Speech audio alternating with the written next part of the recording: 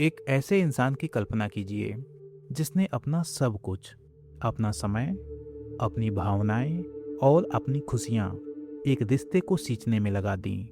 वो सोचता रहा कि वो प्यार की एक खूबसूरत इमारत बना रहा है, लेकिन अचानक से बिना किसी चेतावनी के वो इमारत भरभरा कर ढह जाती है। और जो इंसान कल तक उसके सबसे करीब था, वो उस इमारत के मलबे को मुड़कर देखे बिना आगे बढ़ जाता है और पीछे छूट जाता है सिर्फ गहरा सन्नाटा, भ्रम और एक ऐसा दर्द जिसका कोई सिरा नहीं मिलता। आज का ये वीडियो किसी पर उंगली उठाने या नफरत फैलाने के लिए नहीं है। ये वीडियो एक बेहद जरूरी साइकोलॉजिकल अवेयरनेस यानी कि मानसिक जागरूकता के लिए है।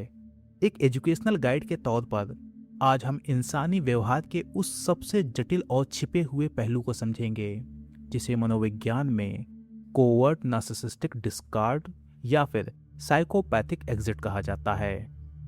आज हम इस खेल के आखिरी और सबसे खतरनाक हिस्से की बात इसलिए कर रहे हैं ताकि आप मैनिपुलेशन को सीखें नहीं, बल्कि उससे खुद को बचाना सीखें।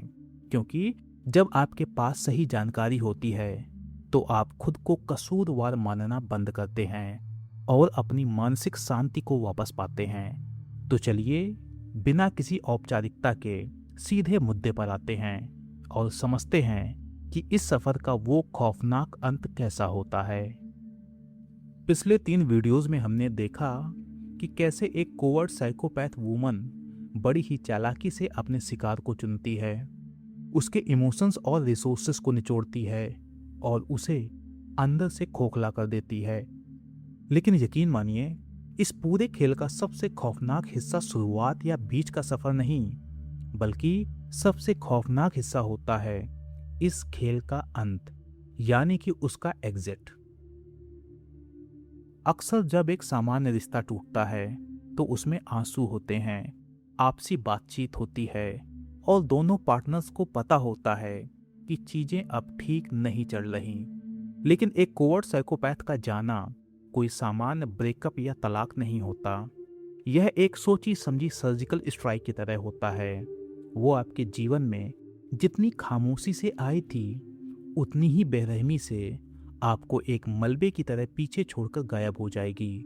और सबसे हैरान करने वाली बात यह है कि जब तक आपको इस बात का अंदाजा होगा कि आपके साथ हुआ क्या है, तब तक वो किसी और के साथ अपनी जिंदगी शुरू कर चुकी होगी।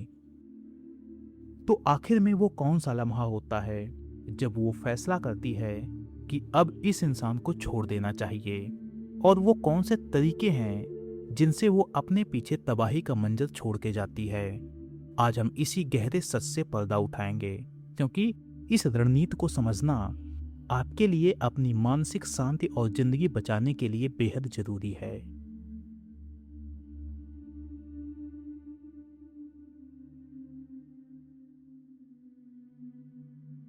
एक कोवर्ट साइकोपैथ कभी भी बिना किसी ठोस वजह के नहीं भागती।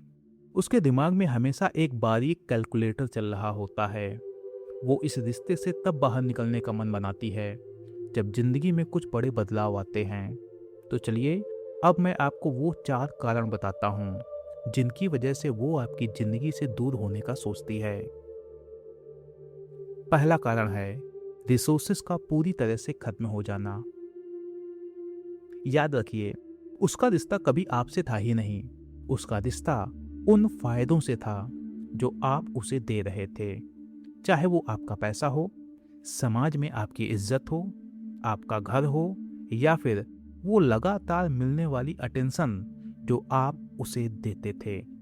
जिस दिन उसे महसूस होता है कि आपके पास देने के लिए कुछ नहीं बचा है, आप अंदर से इमोशनली और फाइनेंशियली खाली हो चुके हैं, उसी दिन उसका आपके प्रति बचा खुचा लगाव भी खत्म हो जाता है।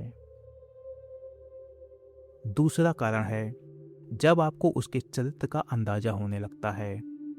कई बार ऐसा होता है कि आप धीरे धीरे उसके इस मैनिपुलेटिव खेल को समझने लगते हैं। आप सवाल पूछना शुरू करते हैं, उसके झूठ को पकड़ने लगते हैं और उस पर आंख बंद करके भरोसा करना बंद कर देते हैं। जैसे ही उसे यह दिखता है कि अब आप उसकी उंगलियों पर नहीं नाच रहे हैं और उसका कंट्रोल आपके ऊपर से ढीला पड़ रहा है, तो वो समझ जाती है कि अब इस रिश्ते में उसकी पावर खत्म हो चुकी है और एक साइकोपैथ बिना कंट्रोल के एक पल भी नहीं रह सकती। तीसरा कारण है बेटर अपॉर्चुनिटी का मिलना।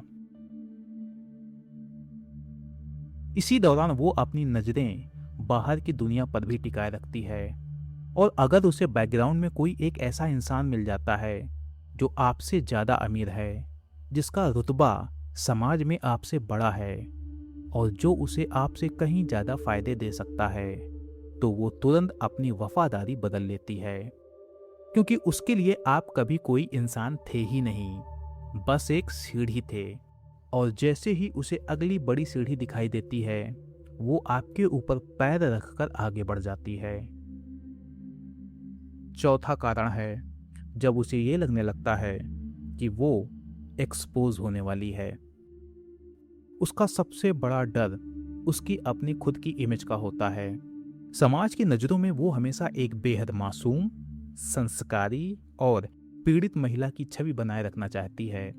तो अगर उसे जरा सा भी अंदेशा हो जाए कि उसका असली चेहरा अब सबके सामने आने वाला है और उसकी साख दांव पर लगी है, तो वो सच बाहर आने से पहले ही आपके ऊपर सारे इल्जाम मढ़कर वहां से रफू चक्कर होने की तैयारी कर लेती है।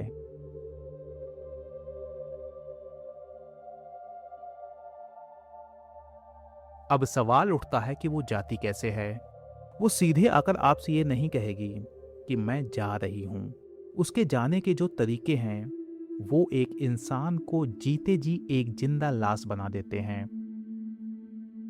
इनमें से जो वह पहला तरीका यूज करती है, वो है द साइलेंट डिस्कार्ड, यानी कि अचानक से बेहद ठंडी हो जाना। सोचिए, कल तक जो इंसान आपसे बेपनाह प्यार का दावा कर रहा था, वो अचानक रातों रात बर्फ की तरह ठंडा हो जाता है। कोई लड़ाई नहीं होती, कोई बड़ी बहस नहीं होती, बस वो अचानक से आपके कॉल्स उठाना बंद कर देती है, आपके मैसेजेस को इग्नोर करने लगती है और आपके साथ ऐसे बर्ताव करती है जैसे आप कभी उसके जीवन में थे ही नहीं। इस साइलेंट ट्रीटमेंट का मकसद आपको इस कदर बेचैन करना होता है कि आप खुद को ही कसूरवार मानने लगें और आप दिन रात खुद को ही कोसते रहें कि मुझसे क्या गलती हुई है, जबकि सच तो ये है कि वो आपके साथ खेल खेल रही है। दूसरा तरीका है मंकी ब्रांचिंग। जैसे एक बंदर एक डाल को तब तक नहीं छोड़ता जब तक वो दूसरी डाल को मजबूती से पकड़ न ले, ठीक यही काम एक कोवर्ट साइकोपैथिक वूमन करती है। जब वो आपके साथ रिलेशनशिप में होती है और आपको लगता है कि सब कुछ परफेक्ट चल रहा है, तब वो बैकग्राउंड में पहले से ही अपने नए शिकार को फंसा चुकी होती है। और जिस दिन वो आपको छोड़ती है, उसके तुरंत बाद या फिर कुछ दिनों के बाद आपको पता चलता है कि वो किसी और के साथ है और उसके साथ खुश भी है। उस वक्त आपको ऐसा महसूस होता है जैसे आपके सालों के रिश्ते की कोई वैल्यू ही नहीं थी, आप बस एक टेम्परेरी ऑप्शन थे। तीसरा तरीका है द विक्टिम एग्जिट। ये वो तरीका है जहां वो जाते जाते भी आपके वजूद को तबाह करके जाना चाहती है। वो खुद को पीड़ित दिखाकर रिश्ता तोड़ती है। वो आपके दोस्तों, आपके परिवार और समाज में यह अफवाह फैला देगी कि आप बहुत ही टॉक्सिक, अब्यूजिव और मानसिक रूप से बीमार इंसान हैं। वो लोगों के सामने आंसू बहाएगी, विक्टिम कार्ड खेलेगी और इस तरह का ड्रामा रचेगी कि पूरी दुनिया आपको एक विलन की तरह देखने लगेगी। इसका उसे यह फायदा मिलता है कि उसे लोगों की सहानुभूति भी मिल जाती है और आपकी बदनामी की वजह से आप कभी भी अपना पक्ष रखने की हिम्मत नहीं जुटा पाते। अगर आप अपनी प्रॉब्लम का सॉल्यूशन मेरे से जानना चाहते हैं तो स्क्रीन पर दिए गए नंबर पर व्हाट्सएप मैसेज करके मेरे साथ 1-to-1 कॉल बुक कर सकते हैं। और अगर आपने अभी तक हमारे मोबाइल एप्लीकेशन को डाउनलोड ना किया हो तो फिर गूगल प्ले स्टोर में जाइए और हमारे मोबाइल एप्लीकेशन को डाउनलोड कर लीजिए। वहाँ आपको ह्यूमन साइकोलॉजी से जुड़े कुछ कोर्सेज मिलेंगे, उन्हें देखते रहिए। मैं ज़्यादा बड़ी बात नहीं कर रहा, लेकिन वो कोर्सेज आपके अंदर जो मेंटल क्लैरिटी लाएंगे, उस मेंटल क्लैरिटी के दम पर आप लाखों करोड़ों लोगों से आगे हो सकते हैं। और सबसे बड़ी बात, वो कोर्सेज आपकी लाइफ को बेहतर बना देंगे। मोबाइल एप्लीकेशन की पूरी डिटेल इस वीडियो के कमेंट बॉक्स में दी गई है।